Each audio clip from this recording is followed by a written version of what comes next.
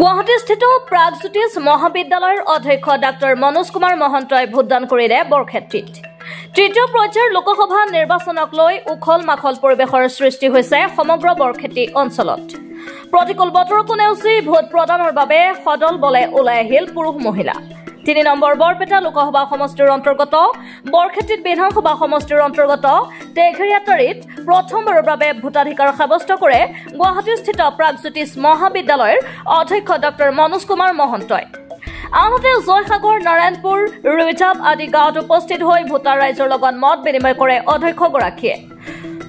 অধ্যক্ষগৰাকীক লগ পাই উৎফুল্লিত হৈ পৰে সমগ্ৰ অঞ্চলবাসী। উল্লেখ্য যে বছৰ বছৰ ধৰি বৰক্ষেত্ৰী সমষ্টিৰ বিভিন্ন প্ৰান্তত অনুষ্ঠিত সামাজিক উৎসৱ পাৰ্বণত অংশ লোৱাৰ উপৰিও অঞ্চলটোৰ সৰ্বাংগীন বিকাশৰ বাবেও কাম কৰি আহিছে বৰক্ষেত্ৰীৰ সুযোগ্য সন্তান ডাক্তৰ মনোজ কুমাৰ মহন্তই।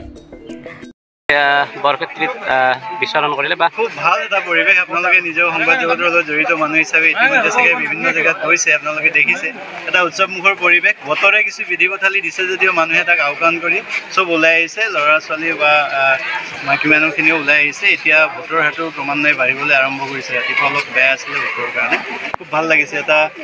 এটা সুস্থ গণতান্ত্ৰিক প্ৰক্ৰিয়াৰ কাৰণে মানুহখিনি যে ভালকৈ ওলাই আহিছে সেইটোৱে প্ৰতিফলিত কৰে যে আমাৰ এটা গণতান্ত্ৰিক যিটো মূল্যবোধটো মানুহৰ মাজত লাহে লাহে বৃদ্ধি পাবলৈ আৰম্ভ কৰিছে। এইটো এটা শুভ লক্ষণ আৰু ময়ো এইমাত্ৰ ভোট দিলোঁ, খুব ভাল লাগিছে আৰু আশা কৰিছোঁ এখন সুস্থিৰ চৰকাৰ হ'ব আৰু সুস্থিৰ চৰকাৰ হ'লে আমাৰ ভাৰতবৰ্ষৰ যিটো গণতান্ত্ৰিক মূল্যবোধ সেইটো থাকিব, সেইখিনিকে আশা কৰিছোঁ।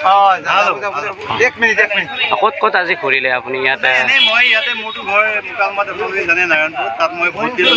ভোট দি উঠি পেলাই এতিয়া এই ওচৰ পাজৰৰ দুই এটা চালোঁ আৰু গোটেই পৰিৱেশটো কেনেকুৱা, খুব ভাল। তাকে ওচৰ পাজৰৰ দুই এটা চেণ্টাৰ চাইছোঁ, বহুত বেছি পুৰণি। নলবাৰীৰ পৰা চম্পক বৈশ্যৰ ৰিপৰ্ট, আছাম লোকেল নিউজ।